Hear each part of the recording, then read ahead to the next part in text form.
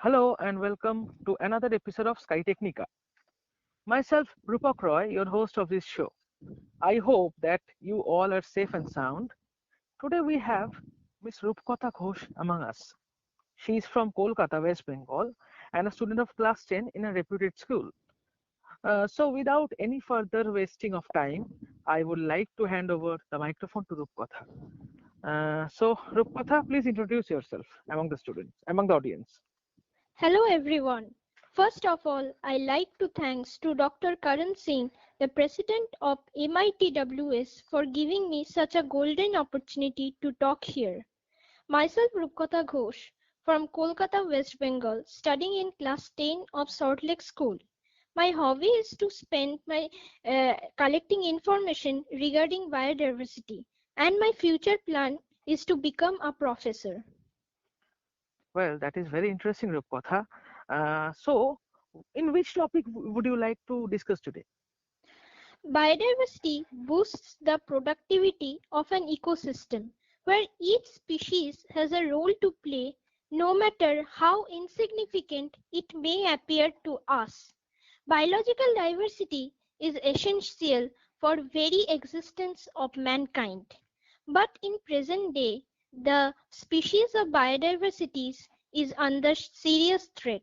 So today our discussion concentrated on ex situ conservation on endangered species which is done away from their natural habitat under human supervision. Okay, so I think this session is going to be very interactive and informative as well. So, my next question would be, what is ex situ conservation? Like, why do you choose this topic among all the other topics? Ex situ conservation literally means off-site conservation.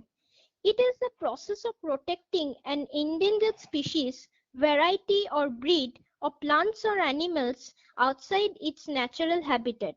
For example, by removing part of a population from threatened habitat and placing it in a new location, which may be a wild area or within the care of humans. I chose this topic as ex situ conservation involves the transfer of genetic material away from the location where it is found. Ex situ conservation gives a longer lifespan to the animals as their chances of survival increases under human care. It is usually possible to reintroduce animals in the wild at a later stage. Okay, so it is really very interesting, and I think the government should look more into this topic. So, another question would I like to ask you. So, is there any steps those has been taken by various national or international bodies regarding this matter? Can you give us some information regarding this, Rupkatha? To protect the endangered species, different initiative has been taken by various national and international bodies. Different country collected the endangered species and bred under controlled condition by making zoo or botanical garden. The famous botanical garden and zoo in our country are Assam State Zoo cum Botanical Garden, Sanjay Gandhi Jaivik Udyan Botanical Garden, Kolkata Botanical Garden and Alipur Zoological Garden. These are the few national efforts.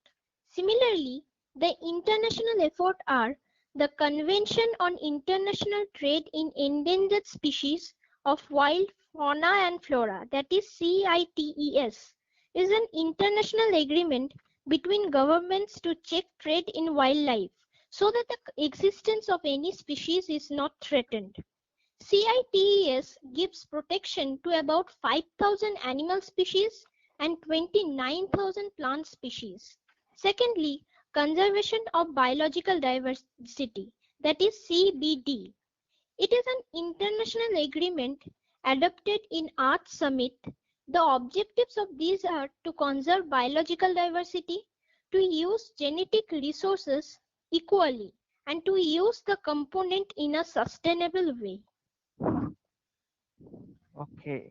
So as far as we have concerned or we have heard from you that there, yes, the government is thinking about this matter and taking steps to promote ex situ conservation. Well, that is very insightful from your end. So now I would like to ask you, What are your views regarding this matter? Would you actually like to propose any further mitigations or any message to our government or any other national or international bodies through this platform? In ex situ conservation, techniques are often costly as it requires high level of technology. Though ex situ conservation, the species are susceptible to pests and diseases and it requires a large area of land. There is another challenge for this type of conservation, that is, the lack of sufficient data and scientific knowledge should not hold up conservation effort. Yes, I like to propose further mitigation method. Firstly, we have to gather all scientific knowledge and technology related to ex situ conservation from different labs situated worldwide. Secondly, small laboratory should establish for limited varieties of species to solve the land problems of ex situ conservation. Thirdly, the public awareness should initiated on the knowledge and importance of ex situ conservation. Okay. So definitely the government need to take more precautions and more policies actually to promote access to conservation. But I think as an individual, we also have definitely roles to play and to promote access to conservation.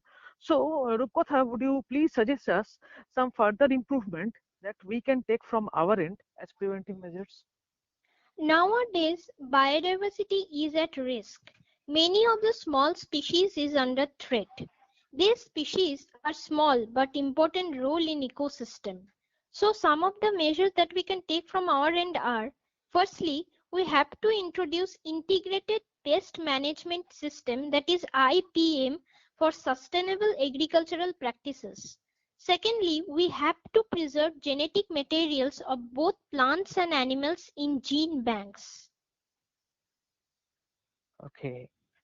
Definitely, this is the platform where you actually we can interact and spread awareness and send messages to other peoples, those who have authority and can change this world and make a better place to live in.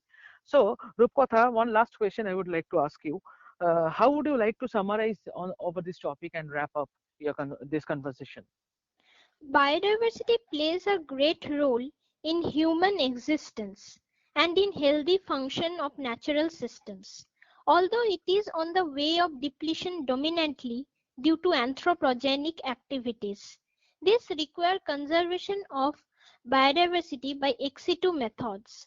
The ex situ methods is recommended as complements through different techniques like zoo, captive breeding, aquarium, botanical garden, and gene banks. Okay, so well, this was really a very nice interactive session with you, Rupkatha. Thank you very much, Rupkatha. Radio NIT MITWS Northeast India would like to thank you for your wonderful presentation. We wish you all the best in your future endeavors. Keep listening to MITS Radio Northeast. If you would like to contribute us, you can find us on Facebook. Please search Radio MITWS Northeast in Facebook or call us at 7003 256 539. I repeat, 7003 256 539. Thank you. Stay safe and healthy. Keep listening to Radio MITWS Northeast. Good night.